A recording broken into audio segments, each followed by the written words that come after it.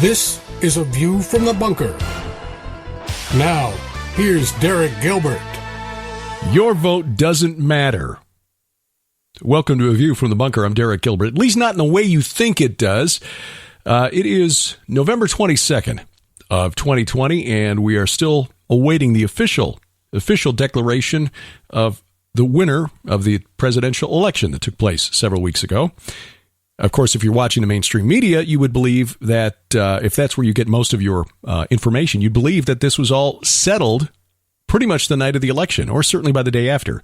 President Trump has not conceded, and in fact, the legal challenges continue and will continue for some time. We'll talk about that in just a bit.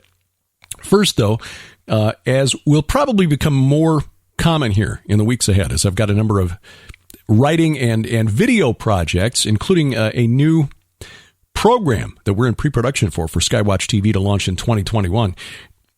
Finding time to interview new guests for this program may become a little difficult, so we're digging back into the archives to find programs that are relevant to what is going on today. And this is one that is probably, of everything that I've done since 2009, and then drawing on some of the archived interviews from my radio career going back to 2006, when I hosted a daily radio program in Columbia, Missouri called The Drive on the Eagle 93.9.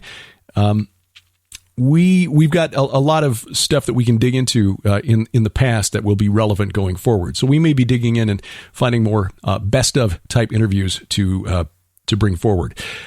One of the topics that's really come to the fore in the last couple of weeks as the legal challenges to the election results continue is the presence in a number of key states, battleground states, of voting machines produced by Dominion voting machines, and what connection that company might have to foreign governments, and how it is that this company that just sort of appeared in the last 4 years, 6 years, whatever, has become so influential, has managed to place voting machines in so many American states. So as of this recording, a lot of conservatives in America are suddenly waking up and going, now, wait a minute, we knew that there were shady things that would sometimes happen in some of the big Democrat-run cities in America, the Democrat machine in places like Philadelphia, Boston, Chicago, New York, et cetera, Kansas City. Basically, Baltimore had just not been out of power in a very long time. I think the last Republican mayor in Chicago was elected before the Great Depression. So we're nearing 100 years since a Republican has held the mayor's office in Chicago. And other big cities are like that. But to have something like this happen on a national scale hasn't really happened, well, at least since 1960. There's some evidence to suggest, actually pretty good bit of evidence to suggest that John F. Kennedy really didn't win the election against Richard Nixon in 1960, but thanks to the influence of the mafia in Chicago, Sam Giancana and the Chicago mob, that swung the electoral votes of the state of Illinois over to JFK. But we can't talk about that because, he's an American martyr. Well, something similar appears to have happened just a few weeks ago here in the United States. But when going back to 2006, we find that the improprieties alleged against the Dominion voting systems, really nothing new. This has been going on for quite a long time. Back in 2006, I interviewed the founder of a group that was organized, it's a nonprofit, organized in 2003 to educate the voters of America that these computerized voting systems that we are told are secure, safe, more efficient, are none of those things. In fact, they are somewhat deliberately made not secure. And here we are 14 years after the interview that I conducted, and we're still having the same arguments over machines from different companies. If things don't get fixed, when you're dealing with people who are running the elections for some of the most advanced, for one of the most advanced technologically civilizations on planet Earth, it's probably not because the people organizing it are stupid or incompetent, although that's possible. But when it happens again and again, it's more likely that what is happening is exactly what they want to happen. So, just to make the point that, again, what we're seeing in 2020 ain't nothing new. Take you back to 2006 and my interview with the founder of Black Box Voting, online at blackboxvoting.org, Bev Harris. Bev, thank you for joining us on the Eagle 93.9. Well, thank you for having me. I was very disturbed when I saw Hacking Democracy, and then I did some nosing around at your website, blackboxvoting.org, and became even more disturbed. What motivated you to start looking into the security of the voting process here in the U.S.? Well, I read an article which talked about the fact that it had been basically privatized. Elections are now run using proprietary voting machines, and the companies that make the voting machines say that the software has to remain a trade secret and only they can know what it is. Even what's bizarre is even the elections officials are not allowed to look under the hood and see how the programs work. And because of that, I thought, well, we need to find out a lot more about who owns the companies, how the machines work, are they vulnerable to manipulation, because essentially 4 companies control the elections in the U.S. In fact, 2 companies control about 80% of the market. And what companies are they? Election Systems and Software out of Nebraska has a very large hunk of the United States, and Diebold Election Systems has another big hunk. And then there's 2 smaller companies, Sequoia Voting Systems and Hardinter Civic. Okay. Now, ES&S is the company that I believe supplied the touchscreen machines here in Boone County, and we'll talk about that in just a little bit. Mm-hmm. When you started digging into this, was this something you went into expecting to find trouble, or is this something that you were just curious and didn't know what you'd find? Actually, I had no idea. I thought I was going to spend 20 minutes and just answer a question as to who owned the companies, because I thought surely it's going to be, benign. There could be nothing wrong, right? But the first thing I happened into was a story that had not been reported by anyone up to then, which was a senator who was running for office right at the time I was looking, owned up to $5 million in a voting machine, and that company, in a voting machine company, Election Systems and Software, and Election Systems and Software was counting almost all of his votes. I thought, well, okay, so he owns a large chunk of the company, and he was the CEO of the company, and he runs for office, and his votes are counted by his own company. Isn't that neat? You'd think that would be considered a conflict of interest at the very least. Yes, and his position and the position of his staff, because we did get them on record, was that it was not a conflict of interest for a person running for office to own their own voting machine company. What? They said even farmers have a chance to go to Congress. Why shouldn't an owner of a voting machine company? But, okay. Of course, then you get to step 2, which is the software is secret. They say no one can look at it. And then you get to step 3, which is the machines have been proven not to count particularly accurately all the time, and sometimes they count completely wrong. An ES&S machine in Iowa, in this last primary election, gave the election to a 19-year-old kid who hadn't done any campaigning, and it happened to be a system that had paper ballots, and so the county clerk thought, well, this is not good, and she just didn't sound right to her. She'd been, in elections for many years, and she pulled out all the ballots and counted them, and found out someone completely different had won. The software just said the 19-year-old kid won. Wait a minute. Now, how can that happen? Well, ES&S claimed, they always have a plausible reason, but, when you really get down to brass tacks, it's not plausible. They said, well, we made a mistake in programming the machine. But there is no difference, none, in making a mistake in programming a machine or sticking a barricade up in front of the polling place and saying, you guys can't vote, but you guys can. I mean, there's no difference. What the result is, it disenfranchises people and their votes are not counted the way they cast. It's not acceptable. Bev Harris joins us on the Eagle 93.9. She's the author of Black Box Voting and the website blackboxvoting.org. The senator that you mentioned, who is that? Oh, that's Senator Chuck Hagel from Nebraska. Okay. And was he considered a favorite to win in that election?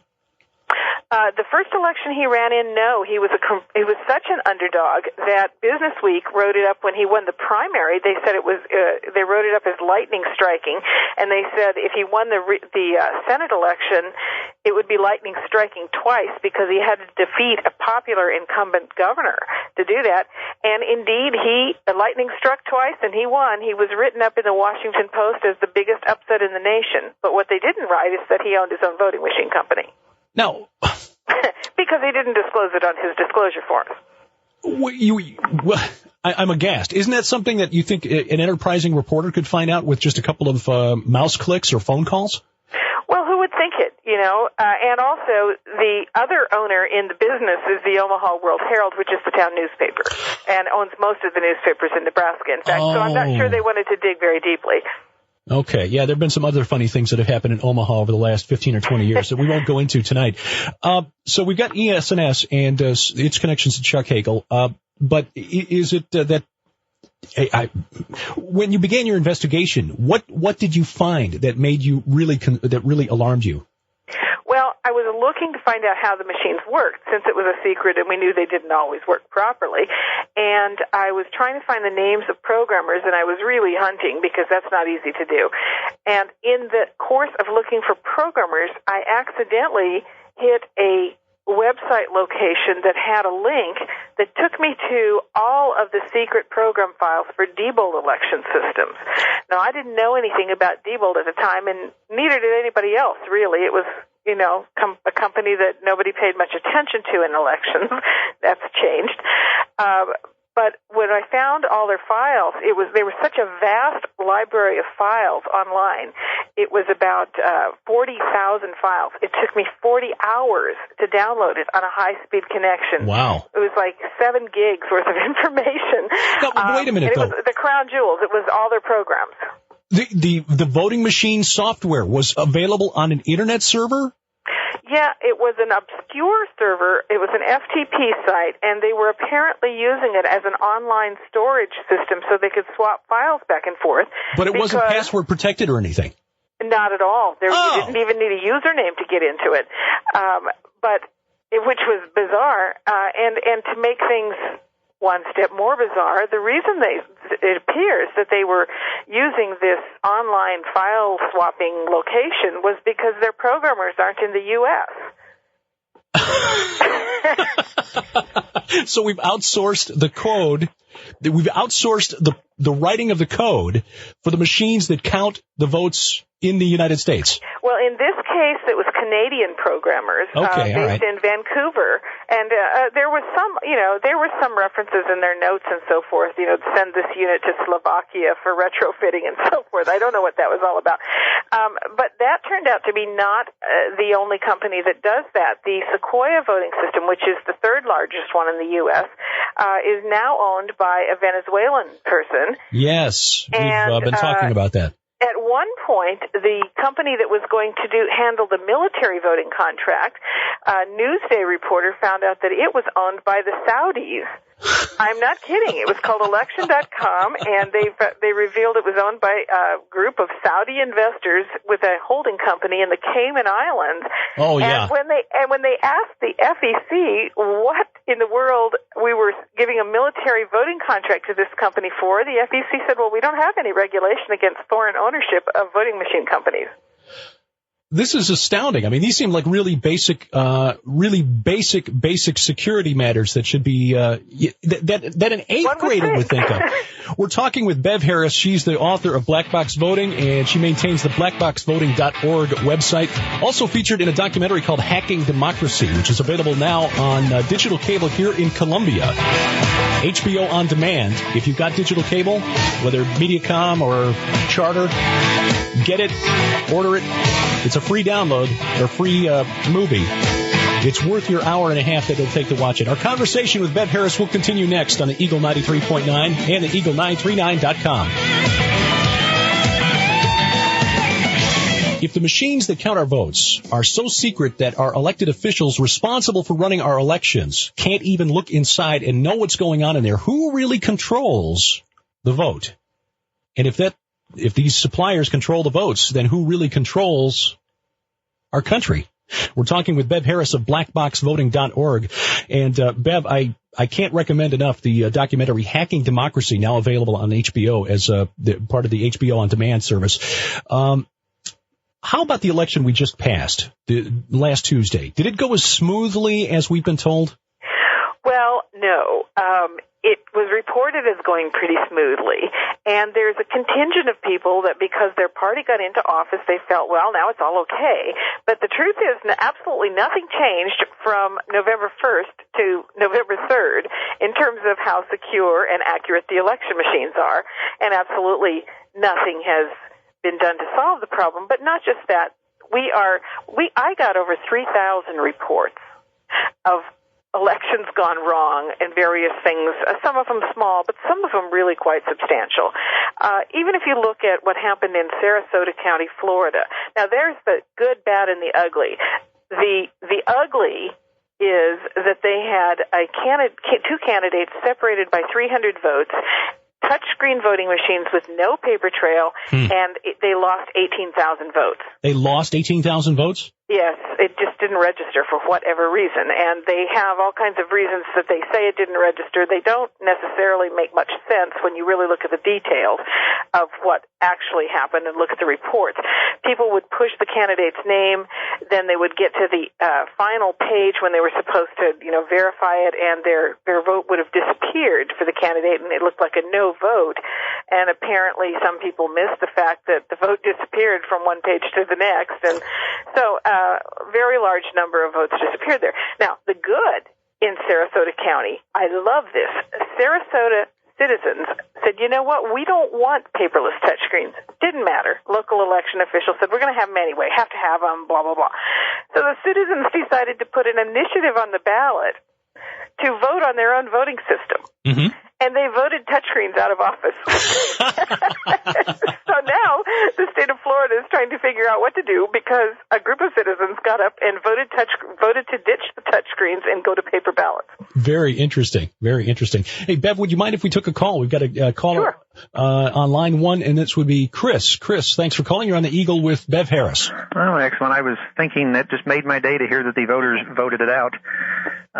Hadn't heard that. Maybe we need to do the same. Exactly. Isn't that great? I have a real problem in the world, and I've had this problem with the state of Missouri and insurance companies and everybody, where you have a problem with their computer system of the way it works or whatever, and they always give you this answer, well, it's just the way the computer does it, and we can't change it.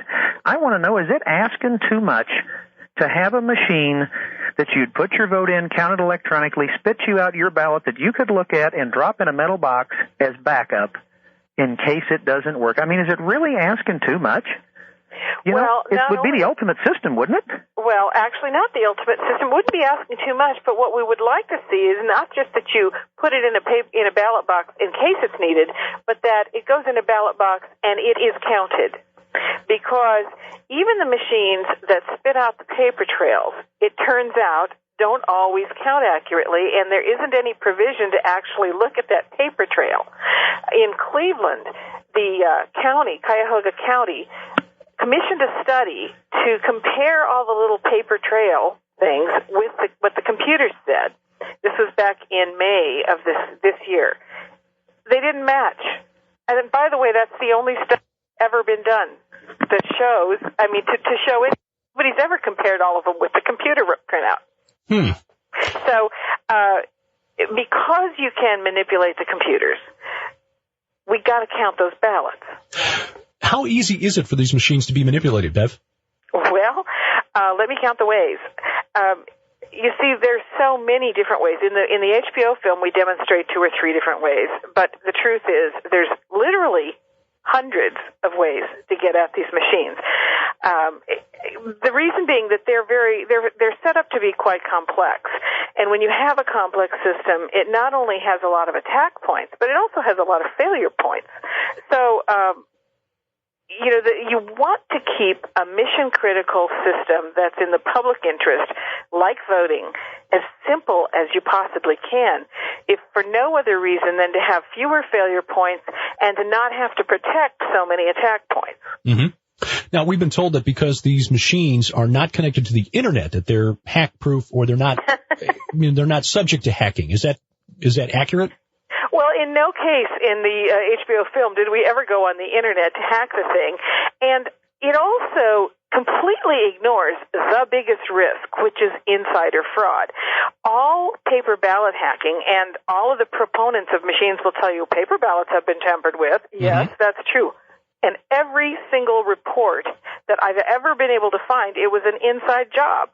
Now, what they never want to talk about is what happens when an insider gets at a voting machine.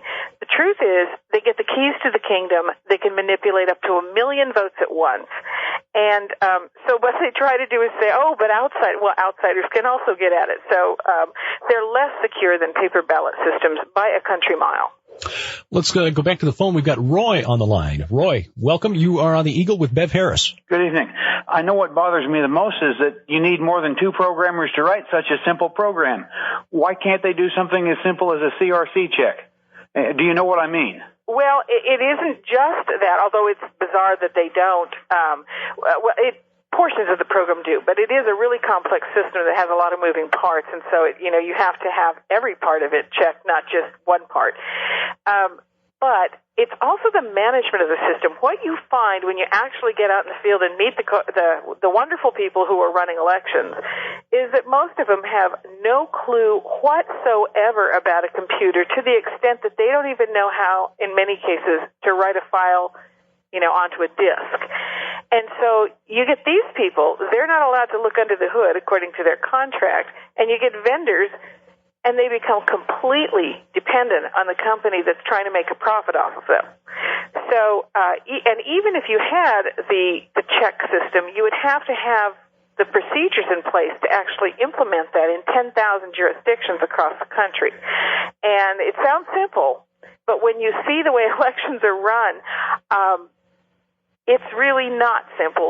You've got 3 million poll workers. You've got people trying to figure out how to take the voting machine home so they can get it to the polling place. And the quality control is so lacking in elections. To have different kinds of checks and balances, you've got to have a quality program that goes along with it, and there is no funding for that, and there's no infrastructure for that. And every county is going to do it differently. Thanks for your call, Roy. We appreciate that. Bev, when somebody wants to, say somebody were to hypothetically want to hack into an election and change the result, do they need to attack all of the voting machines individually, or is there one central point that can be attacked? There is a central point. And you can attack it at a couple different several different time points, but all the cards in all machines, all the ballots and so forth are programmed for one machine, which takes it out into the field, into the voting machines, and then all of it comes back into a central point.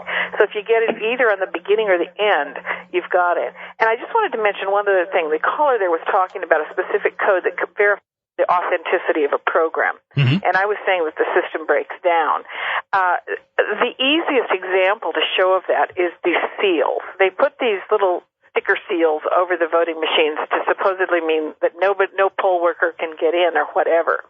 Well, we've been getting public records, and thousands and thousands of these seals arrive broken or with the wrong number. Really? Well, there is no procedure for what to do, because what are you going to do, just not run the election?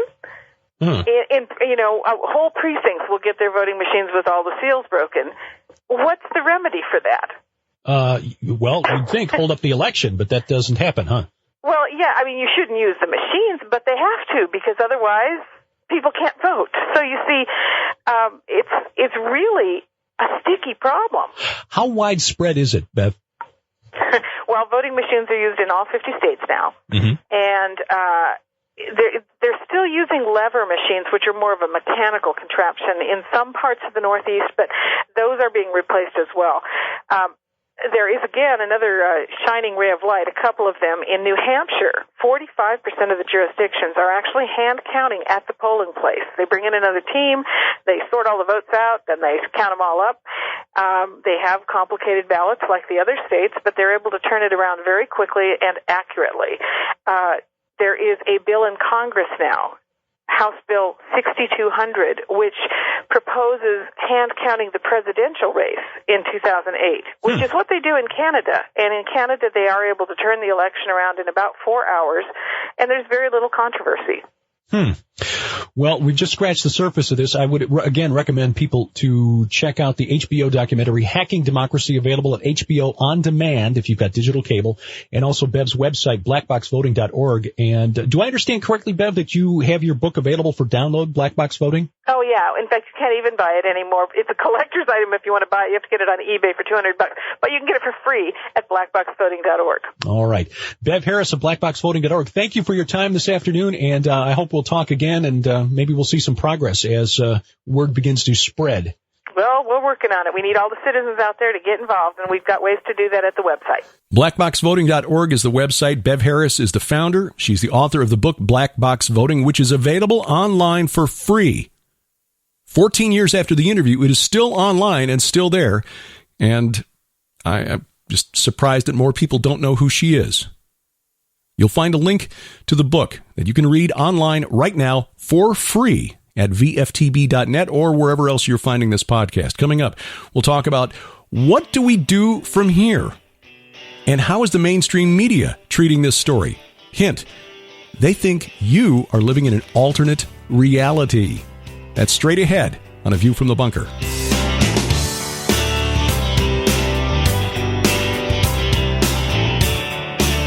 Question: how do you fight something you cannot see?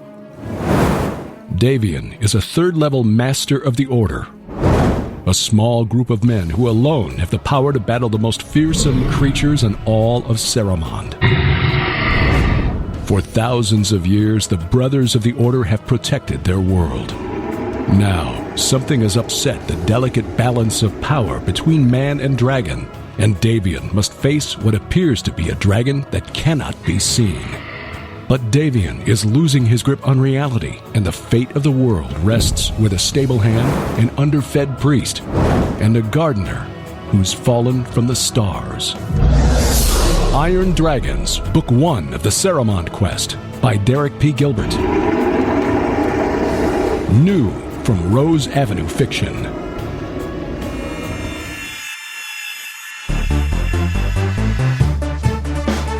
Talking the walk every Sunday night from the beautiful Missouri Ozarks. This is A View from the Bunker, online at vftb.net. You'll also find us on social media at View from Bunker. That's at Twitter. My personal Twitter feed at Derek Gilbert. We're on Facebook as well, but we're shifting everything over to Parlay. Well, it's Parler, I guess. Parler and MeWe. Parler and MeWe handle at both of those sites Derek P. Gilbert. Derek P. Gilbert. Parler is like a Twitter replacement, MeWe kind of a Facebook replacement. To be honest with you, MeWe and Facebook, I try not to get into politics. When I go those places, I want to see how my friends and family are doing. All the political stuff that I post, you'll find at Twitter and at Parler. By the way, you heard the little promo there for the novel Iron Dragons. You can read that for free.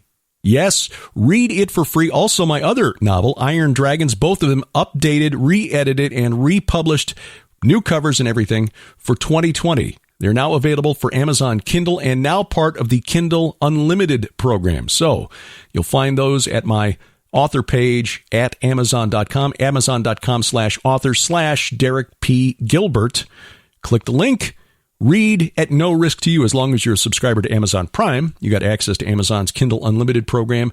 Read for free. You know I write nonfiction. Can he write and tell a story as well? I'll leave that for you to decide. How is the media looking at this story?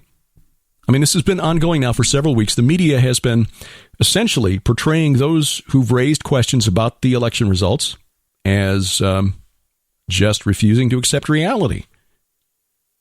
Case in point, Nicole Wallace, who's one of the talking heads at MSNBC, earlier this past week, well, it's last week, Monday, I guess it was. She's got a program called Dateline, said that right-wing media like Fox, and I think it's hilarious now that Fox is not really, it really never has been as right-wing as its viewers would like to believe. With the exception, and now, especially since election night, we've seen that network kind of shifting to the left. Aside from its evening lineup, Tucker Carlson, Sean Hannity, Laura Ingraham. The rest of the network is really lurching into CNN territory as far as this political slant. And so I'll tell you what, I'm not a big fan of Fox anyway. Haven't been for a while. I like Hannity, but I can listen to him on the radio when I'm coming home every day. And Laura Ingraham, same deal. I mean, she's not on the radio anymore, but I'd rather read the information than watch it on TV. But I have found that there are a couple of networks that I like. There's a fella in the evening on Newsmax TV called Greg Kelly. Greg Kelly does a really good show. He's got a different approach. It's a little more relaxed than what you get from most of the other Talking Heads programs. The energy level is it's like, look, evening, I don't need to be jacked up because I'm going to be going to bed soon. So Greg Kelly on Newsmax TV, I like his stuff. Also found another program on Real America's Voice. That's an up-and-coming conservative network. Features our former governor here in Missouri, Eric Greitens, has a program on that network. Steve Bannon, the former chief editor of Breitbart News, he's got a program on there. National Pulse, like that program in the afternoon on Real America's Voice. But I really like Live from Studio 6B, which runs between 7 and 9 p.m. Central Time on Real America's Voice. You can find them. They've got their own mobile app. You can load that in. I've just stumbled across it. I've got the Pluto app on Roku. Pluto is, there are a few like this, but Pluto is one of those apps. It's sort of like getting a cable channel in a Roku channel.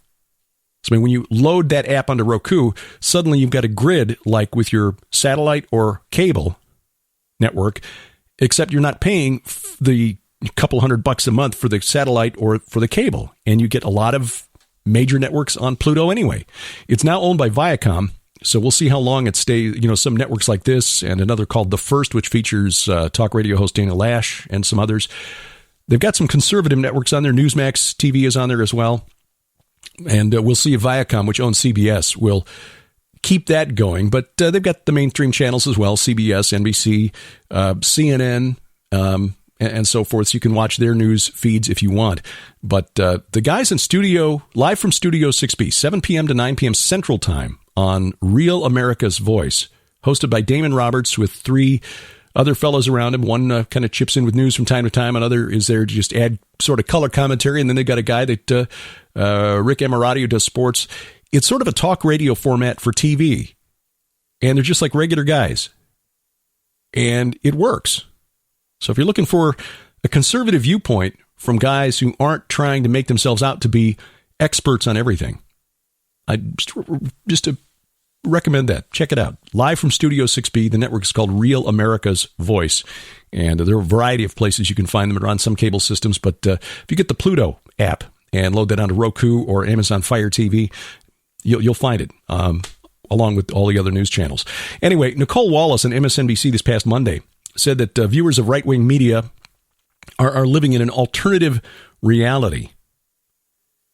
And so the fellas at Zero Hedge, which is one of the places I get my news, zerohedge.com, kind of put together a helpful list comparing what is true according to the mainstream media. True things, as reported by the wise dispensers of news and opinion in leftist media, which is most of the mainstream cable news networks now, whereas comparing that to the delusions held by supporters of President Trump. So, just to kind of refresh, here are some of the differences of opinion as to what is happening in our world today, a comparison of the reality we're supposed to believe and their view of Trump supporters and the delusions that we hold regarding the reality around us. The truth. This was a very clean and honest election with no evidence of fraud. Claims to the contrary are baseless conspiracy theories. This is the capital T truth that is presented to us by left-wing mainstream media. Those of us who support President Trump understand that there's been massive evidence of election fraud of every type, including programmed computer cheating, which, as you just heard with the interview with Bev Harris, is nothing new.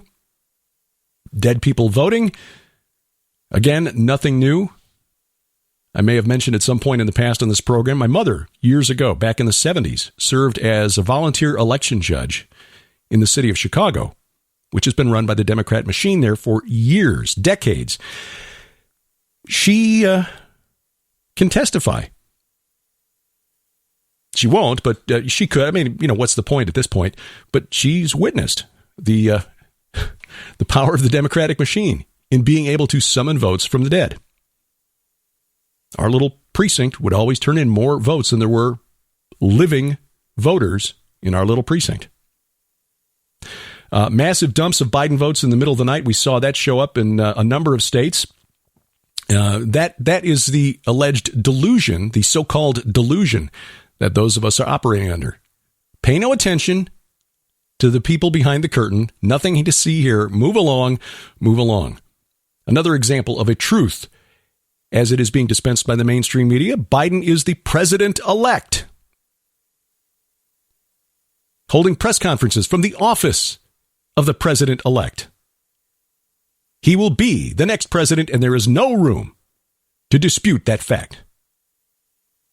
Again, capital T, truth according to the mainstream media.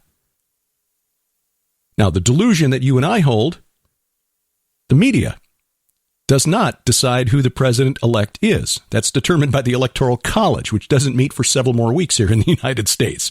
The next president will be determined when he has enough certified and unchallenged votes. And at this point, we are nowhere near that happening.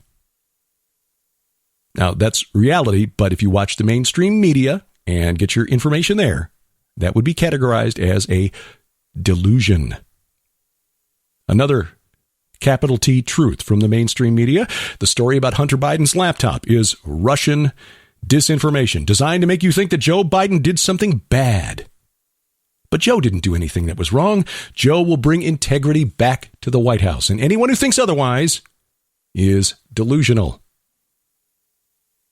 Okay, that again, capital T truth according to the mainstream media. Now, those of us who have been looking to other sources of information, categorized as delusional by the mainstream media, believe that that laptop does in fact belong to Hunter Biden. That fact has not in fact been challenged by anyone in the Biden family.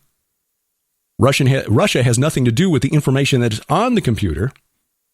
And there's a massive amount of information on that hard drive demonstrating schemes to enrich the Biden family by selling influence. In fact, a former colleague, business partner of Hunter Biden, Tony Bobulinski, worked to set up these questionable transactions and has stated so in public.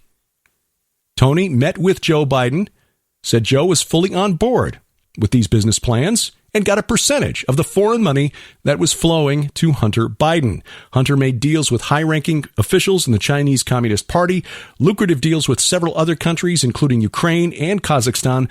Joe is thoroughly compromised. But if you believe this, according to the mainstream media, you are delusional. Truth, according to the mainstream media, you, if you're a supporter of Donald Trump, are a white supremacist. And that Donald Trump said the white supremacists in Charlottesville, Virginia were good people and seems unwilling to condemn them. That again, according to the messaging of the mainstream media. If you've been following things and not paying attention to the mainstream media, but getting your sources of information elsewhere from more independent sources, you know that Joe Biden began his campaign with that lie about Charlottesville, because in fact, President Trump did condemn the white supremacists at that Charlottesville rally.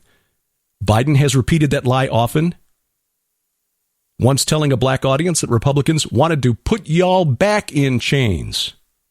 Biden works hard to keep African Americans on the Democrat voting plantation. You might recall he told a black interviewer that if you don't vote for him, that, quote, you ain't black, end quote. Trump has, in fact, condemned those supremacists in Charlottesville repeatedly. In fact, it's almost comical as he repeats it and then is asked again, but do you condemn them? This article at Zero Hedge goes on and on. I could spend another half an hour just going through the points on this. I won't. the bottom line is that the American public is being gaslit. We are being gaslighted. Is gaslit the plural, the past tense? Anyway, by the mainstream media. Using an old tactic of politicians, if you repeat a lie long enough and often enough, eventually the public will tire of it and forget about it, and you can just get on with doing what you were doing. Well, we'll see what happens, because the president's attorneys, led by Rudy Giuliani and Sidney Powell, are making some pretty startling claims about the evidence that they have in hand.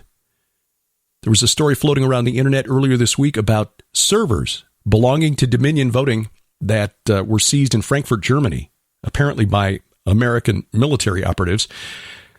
At first I thought, well, okay, this is just one of those stories that floats around the internet without any support, just intended to get conservatives and supporters of President Trump fired up, but no real evidence. Well, that story now has been repeated by Sidney Powell. She mentioned that on Glenn Beck's program on Friday morning. So, yeah, I don't think she's the type of person who would just make something up just for the sake of getting attention. I mean, does she really need it at this point? I mean, what does Rudy Giuliani have to gain at this point in his life by associating himself with this kind of a hoax, if it is in fact a hoax? Now, have they presented hard information backing up that claim in the public? No, they haven't. They probably won't until they can do it in front of a judge. But we shall see. This coming week is going to be very interesting. But the bottom line, at the end of the day, regardless of what happens with this, and it's entirely possible that the judicial system here in the United States is so compromised, so in the tank for the deep state, that even though it seems fairly clear to those of us who are willing to think for ourselves and not listen to what CNN and MSNBC and the New York Times and the Washington Post tell us, that President Trump actually won this election. But he may not be the one inaugurated on January 20th, 2021. Joe Biden may, in fact, be inaugurated as the 46th president of the United States. And if that happens, it's because God has allowed it for his own purposes. We may not like it, but God may have determined that this is what we need as a nation and as a body of believers. 4 years ago, after the election, a group of us in Skywatch TV sat down and said, okay, what does this mean for us as believers? And the message I think that we tried to communicate, the message I think we communicated, at least we were trying to communicate, was that Donald Trump, if he followed through on what he promised, and I think he has, was giving us at least a 4-year window of opportunity to preach the gospel without government interference. But that at some point, whether it was in 4 years, 8 years, whenever, at some point that window would close. The deep state would come back into power, and we would again find ourselves finding it more difficult to operate in the open. If that window is closing, well, then so be it. Our brothers and sisters in China have been dealing with this for a long time. Our brothers and sisters in the Middle East, especially in places like China and Iraq, where we were supposedly spreading democracy for the last 17 years, they were actually better off under Saddam Hussein than they've been under America's watch in Iraq. That's not exaggeration. That's absolutely true. Just do some research on that. How many Christians were there when Saddam Hussein was taken down back in 2003? And how many are there today? I don't think things will get that bad for us here in the United States, not in the near term anyway, but we need to be prepared. If God is allowing it, it's for his purposes, and maybe the message for us in the church is that, hey, kindergarten Christianity is over. Time to grow up. Time for boot camp. That may be what happens. We shall see. We shall see. Again, if what Sidney Powell and Rudy Giuliani are alleging, if they have the evidence to back it up, these next couple of weeks could be very interesting indeed. And at the very least, we owe Donald Trump a debt of gratitude for opening our eyes. I mean, all of us kind of knew that the media was biased. The last 4 years, they've shown that they are not just biased, that they are an extension of the deep state. We got a few things coming up in 2021, God willing. We're going to wait and see, as here in America, there are more states that are clamping down on gatherings, asking us to skip Thanksgiving this year. I think for a couple of reasons. First of all, more of a test. How much will Americans take of government intrusion into our private lives? But also because, liberals really don't like Thanksgiving anyway. First of all, the idea that we're giving thanks to a deity who is not under their control, to whom they are openly opposed. Secondly, for the social justice warriors, well, it's a reminder that the white man came and took away the natives' land, which is not, which is true, but still, the idea that we should let's separate that from the practice of just remembering to thank the one who spoke the universe into existence for the blessings that we enjoy here, not just as Americans, but just as humans, as being alive. So we'll see what kind of travel we can do in 2021. But we are planning at this point to be in San Diego, January 14th through 16th, for the Warriors Conference from Hear the Watchman. This will be at the Legacy Hotel and Spa in San Diego. It's a Christian-owned hotel, so friendly turf in Southern California. Sharon and I will be there, along with Pastor Paul Begley, David Heavener, Lieutenant Colonel David Giamona, co-author of a forthcoming book called The Military Guide to Armageddon, Jamie Walden, and more. You can find out more online at hearthewatchmen.com, and we hope we see you in San Diego in January. Then in March, we'll be in Murfreesboro, Tennessee, the Decoding the Supernatural Conference. L.A. Marzulli, Sharon, me, and Jeff Jansen, who is the head of Global Fire Ministries in Murfreesboro, will be at his place there. More online as far as location at globalfireministries.com. Again, it's March 4th through 7th of 2021, the Decoding the Supernatural Conference. L.A. Marzulli, Jeff Jansen, Sharon, and me. And then the Skywatch TV Tour of Israel, April 18th through May 1st, with an optional 4-day extension in Jordan.